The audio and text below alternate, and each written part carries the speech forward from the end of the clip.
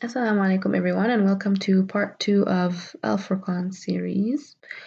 So last time we focused on how Islam is a global message and how the Quran fills this purpose perfectly as it addresses the new and rational way of thinking that exists in current society. Today we'll focus a little on the Prophet, and this time during the Meccan era.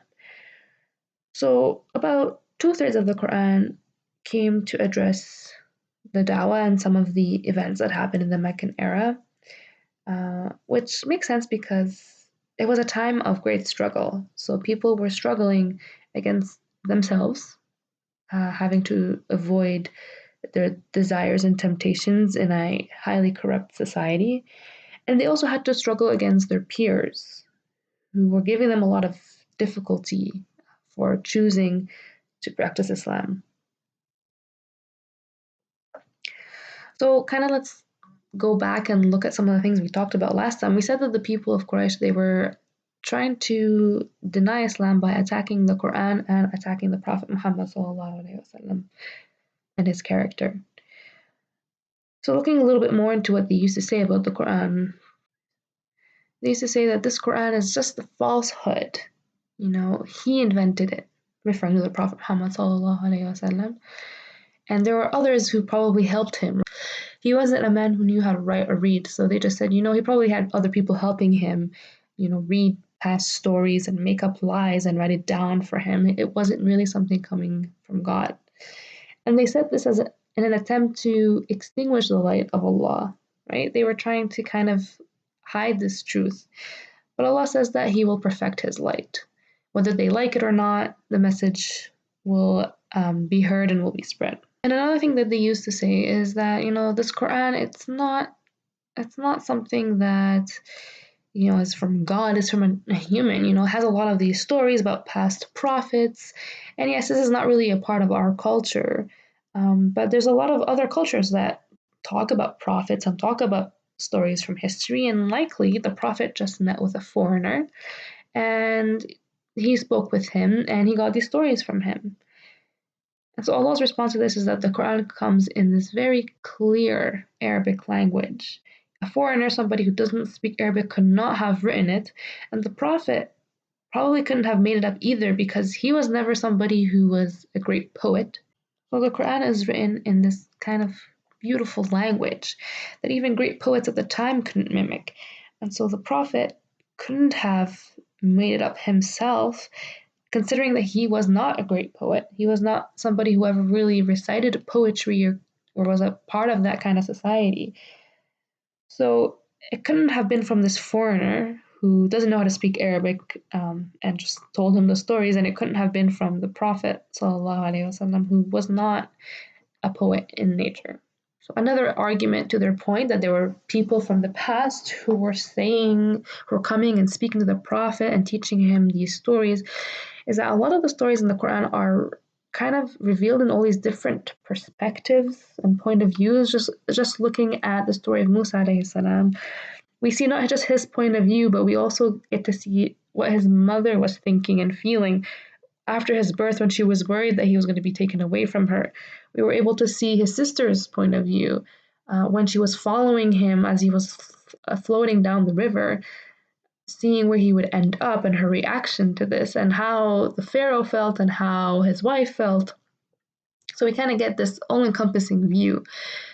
And so it kind of seems like the person who is revealing this or who's talking about these stories is somebody who knows a lot, who is privy to the secrets of people.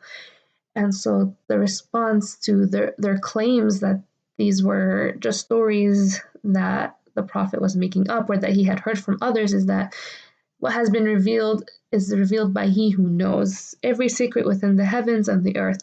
Indeed, He is ever forgiving and merciful. So again, somebody who is privy to a lot of the secrets and a lot of the thoughts that people had, and that's what we can see in these stories in the Quran.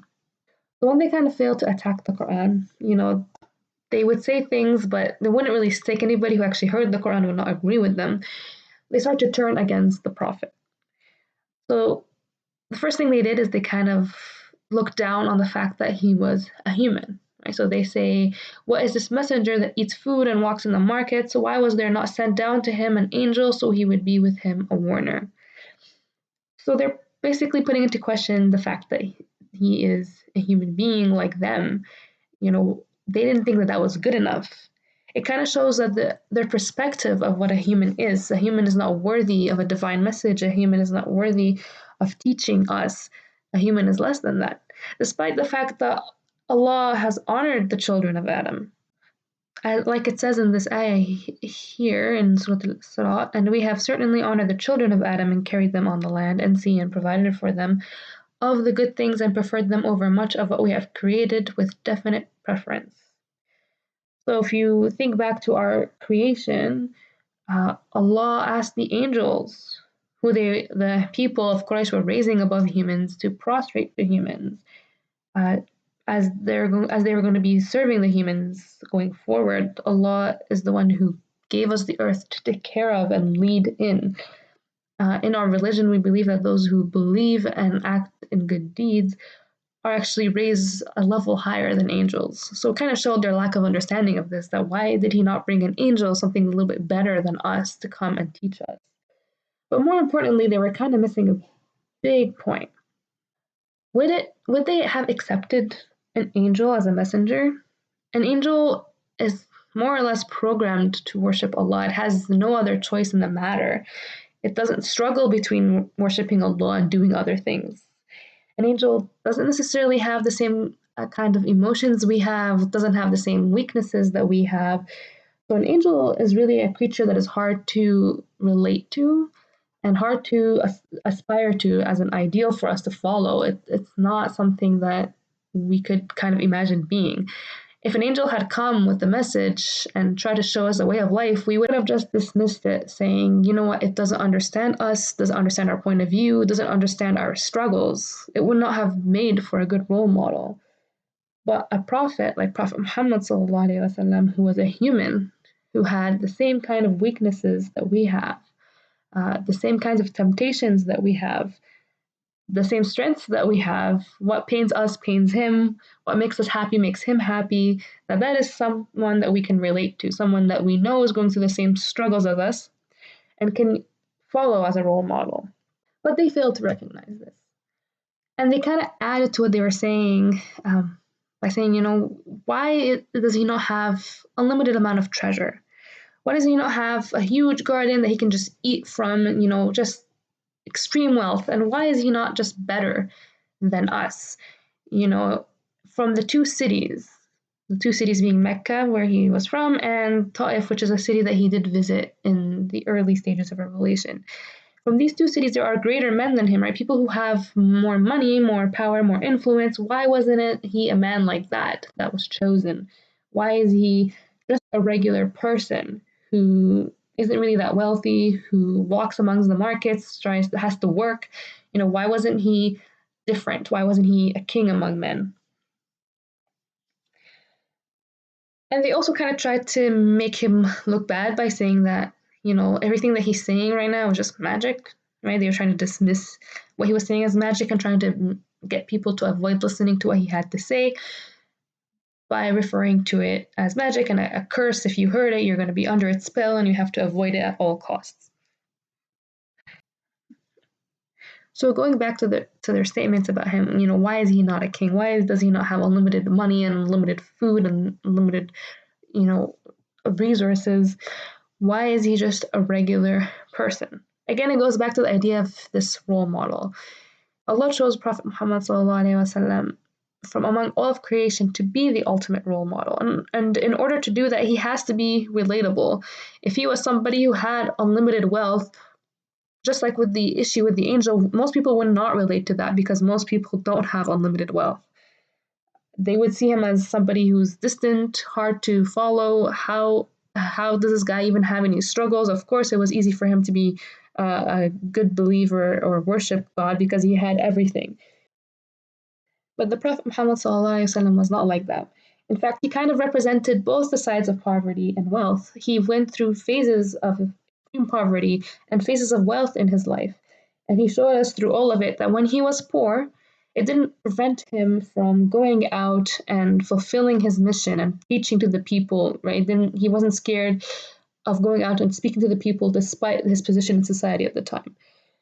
And in the moments of wealth, he showed us that his money did not distract him from his mission. He was not focused on worldly things. He actually spent time worshiping and spent time speaking to the people regardless. And so we can kind of see this here. The Prophet was once said that he was presented or he was offered by Allah. He was offered these mountains to be turned into gold for him. And he refused that. So he said, no, I'd rather have days where I'm hungry and days where I am fed. So on the days that I'm hungry, I will remember you. Right? He will remember God and remember the fact that his sustenance comes from God and asks him for this sustenance. And on the days that he has money or is able to feed himself, then he will remember to be grateful to God. So he saw it as kind of an opportunity to get rewards for both the things you can do as somebody who is in poverty, turning to Allah, asking Him for help, as well as the rewards you can get as somebody with wealth and being grateful to Allah. Another important point to note here is that if the Prophet Muhammad ﷺ was a king, had these large gardens and infinite amount of money that the people were questioning or the people wanted him to have, he wouldn't have needed to work. So he could dedicate all of his time to worshipping Allah or to preaching to the people. But again, this kind of would have made him someone hard to relate to. See, most people do have to work. And it's very easy for somebody to come after a long day of work and say, I've been working all day and now I want to spend some time with my family and, I don't have to pray right now or I don't have to read Quran right now. I'll keep it for the weekend or a time when I have more time.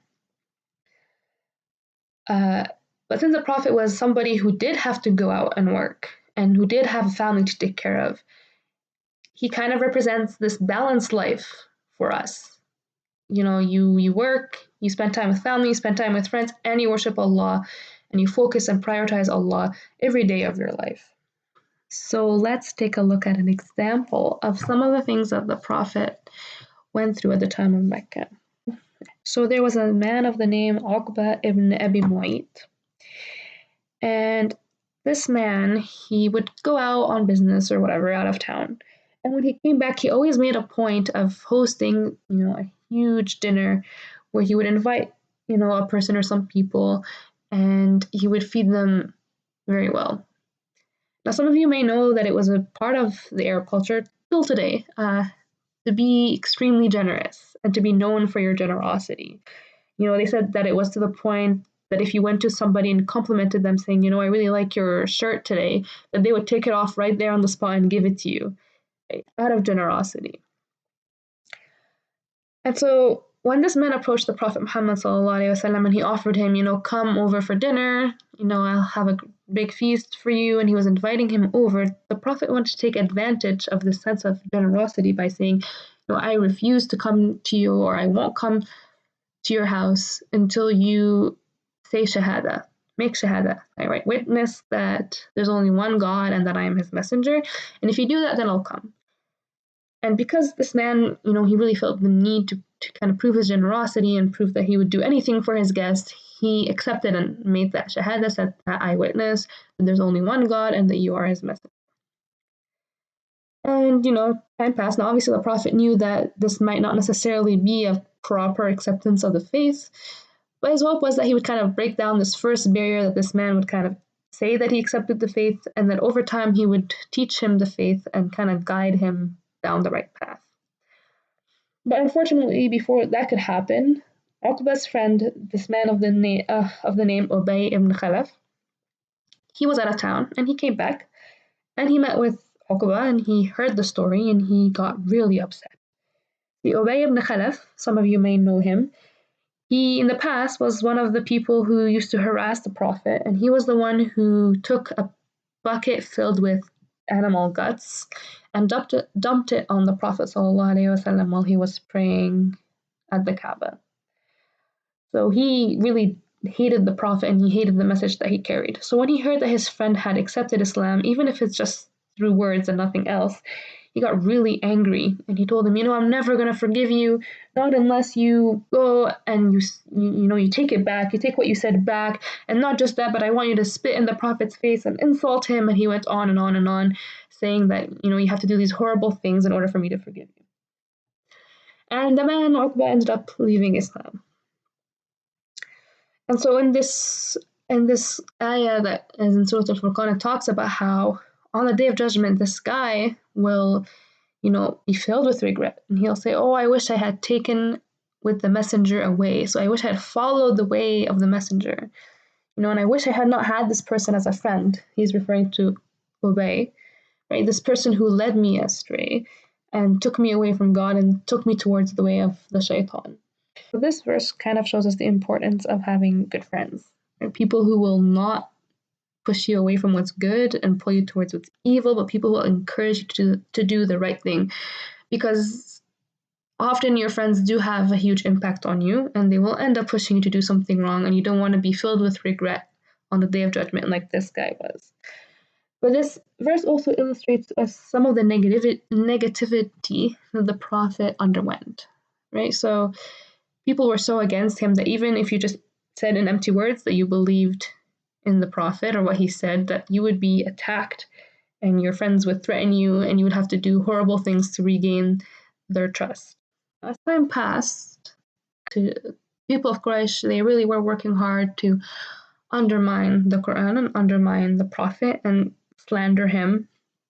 Anybody who was passing through Mecca was warned of the Prophet, told, don't listen to this man, he's a magician, he's a liar, don't listen to the Quran he has, it's nonsense, or it's lies, or it's magic, and it's going to curse you, avoid him at all costs. And so a lot of people really did avoid the Prophet. And so despite their attempts ultimately failing, they probably did have a little bit of an impact in terms of slowing down the spread. Because the first 13 years of Islam in Mecca, there was actually not that many people who had accepted at that time. Most of the larger numbers of people who had accepted didn't come till after in Medina. So their attempts had kind of been working to stall things or slow things down, and the Prophet ﷺ started to kind of feel very sad about this. He was sad for his people, and he also felt like maybe he hadn't done enough to kind of show them the message. He turns to Allah and he says, "Oh my Lord, indeed my people have taken this Quran as a thing to be abandoned." Right? Something that is not worth their time. And the way that he calls to Allah, he says, "Oh my Lord," or in Arabic, "Ya Rab." This kind of a call is a call that indicates distance. "Oh my Lord," like somebody who's far away and he has to call on them. If you pay attention to how the prophets usually address Allah all throughout the Quran, is that they just refer to him as Rabb right away. They just say Lord right away, indicating closeness. So in this case, the Prophet, in his sadness, was feeling this sense of distance, or was showing it through the way that he began to address Allah, "Oh my Lord, Ya Rab." And then he continued it saying that, his people have chosen to leave the Quran, who have chosen to leave this miracle behind. And he was quite sad. And we see in a different surah, Surah Al-An'am, that Allah kind of comforts the Prophet, saying, you are saddened by what they say, but it's not because they don't believe you or they think you're a liar, that you're not doing enough, but it's because they are wrongdoers and they are rejecting the message of Allah itself. And it doesn't have anything to do with the efforts that you've made to speak to them about this religion. Sometimes people ask, why was it made so difficult for the prophets to preach the religion? Why didn't Allah make it so that everybody just accepted the faith right away? Wouldn't that be easier? Well, in this verse, God says, "And thus have we made for every prophet an enemy from among the criminals, but sufficient is your Lord as a guide and a helper." So this was the norm for every prophet. Every prophet would come out and speak their message, speak the truth, and a lot of people would fight against them. And there was a wisdom in this. For Islam, especially, a message that is meant to spread throughout the world until the end of time, it needed a group of people who were strong in their faith and who had struggled and who had known how to endure hardship to be the ones to carry this message along. And the only way to find these people is by putting them under the stress, right? So making the religion not something that was very appealing or easy to accept, so that those who accepted it were people who truly believed in it and not just people following into a trend. And it was important for these people to go through these tough times to build up endurance to hardship and be able to struggle against the whole world in spreading this message. And with that, we'll be concluding today's session. So that in the next session, we'll be looking a little bit more at how Allah comforted the Prophet ﷺ and his companions after this dua that the Prophet made. So the next couple of verses in the surah will be filled with comforting and healing words for the Prophet and for the Muslims. And with that, Jazakumullahu khairan for tuning in, and Assalamu alaikum wa rahmatullahi wa barakatuh.